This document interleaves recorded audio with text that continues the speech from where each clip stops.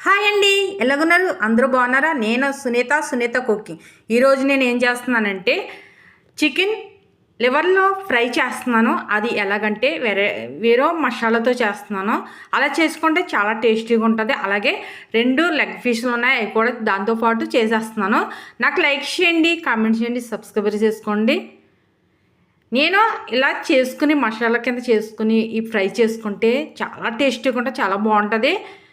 అలాగే నేను ఏమేమి తీసుకున్నానంటే వెల్లుల్లిపాయ, జీలకర్ర, అల్లం ముక్క, అలాగే ధనియాలు, పచ్చిమిరకాయలు 3, ఎండుమిరకాయలు, మిరియాలు తగినన్ని తీసుకున్నాను. మనకి ఈ ఫ్రైకి సరిపడగా తీసుకున్నాను నేను.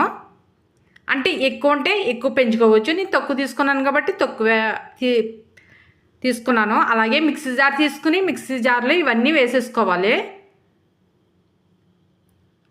వేసేసుకుని మిక్సీ పట్టుకోవాలి. ఇలాగే ఈ మసాలా కింద ఇలా చేసుకుని మనము చికెన్ లివర్లో ఫ్రై చేసుకుంటే చాలా టేస్టీగా ఉంటాయి. ఇలాగే కొంచెం లైట్గా మెత్తగా ఆడిన తర్వాత లైట్గా వాటర్ పోసుకుని లైట్గా వేస్తున్నాను వాటరు.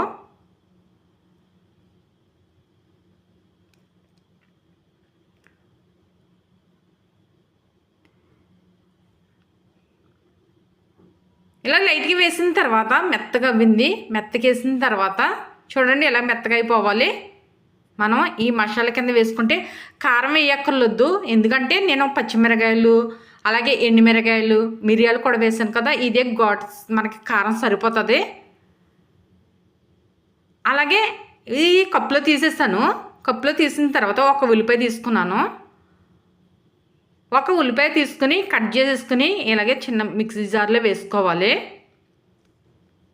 ఎందుకంటే కొంచెం గ్రేవీ కింద ఉంటుంది మనకి.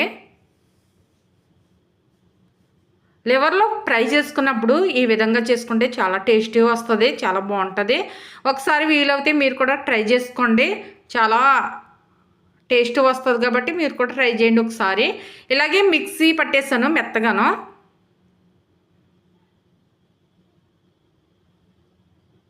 ఇది పట్టింది వేరే కప్పులో తీసేసాను. అలాగే లివర్లు తీసుకున్నాను. అలాగే 2 చికెన్ లెగ్ పీసులు కూడా తీసుకున్నాను.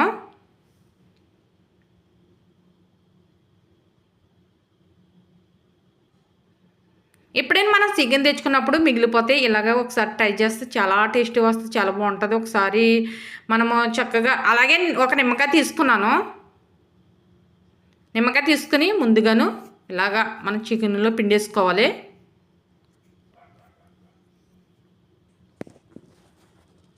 లైట్గా పసుపు, షార్ట్ స్పూన్ వేస్తున్నాను. అలాగే ఆయిల్ చిన్న కప్పుడు వేసాను.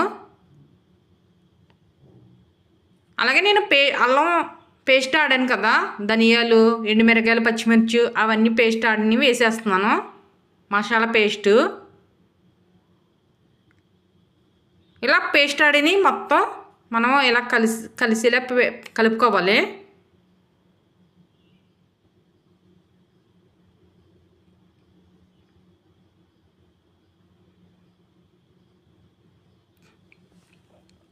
ఇలా కలిపేసిన తర్వాత పక్కన పెట్టేసుకోవాలి. ప్లేట్ వేసి పక్కన పెట్టేసుకోవాలి. పక్కన పెట్టుకుని ఒక అరగంట ఉంచుకోవాలి. అలాగే ఇదిగో వెల్లుల్లిపాయ నేను పెట్టాను కదా మిక్సీ ఆడి, అప్పుడే వేయకూడదు. నేను అలాగే అది దాకా పెట్టాను పెద్దగా. మనము ఏదైనా సరే గిన్నె బౌల్ ఏదైనా ఉన్నా సరే పెద్దది పెట్టుకోవాలి, ఓపెన్గా ఉండాలి. మనం ఫ్రై చేసేటప్పుడు కొంచెం ఖాళీగా ఉండే గిన్నె పెట్టుకోవాలి. ఆయిల్ వీటెక్కిన తర్వాత నేను నానబెట్టి పెట్టాను కదా మసాలాలు, అది వేసేసుకోవాలి. ముందుగా లెగ్ పీస్లు వేసేస్తున్నాను.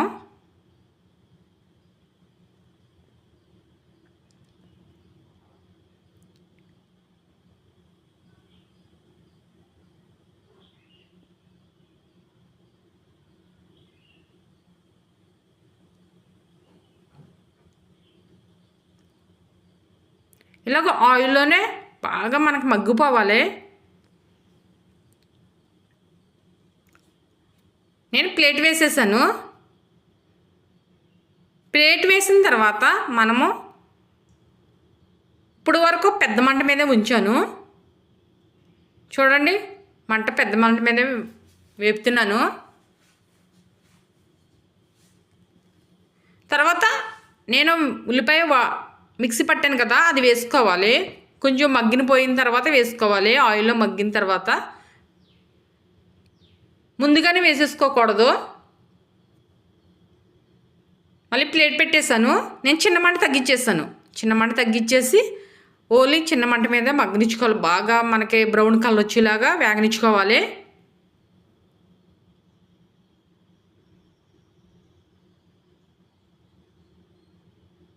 ఒకసారి చూసాను, మళ్ళీ పెట్టేశాను. అయిపోయింది. అయిపోయిన తర్వాత నేను వేరే గిన్నెలో పెట్టి మీకు చూపిస్తున్నాను. చూడండి ఎలా కలర్ వచ్చిందో, ఎలా రావాలి.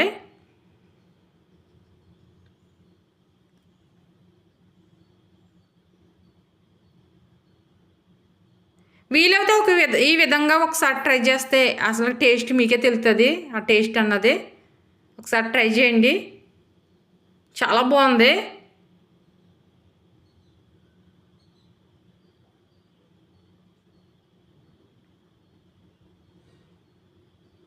చాలా అసలు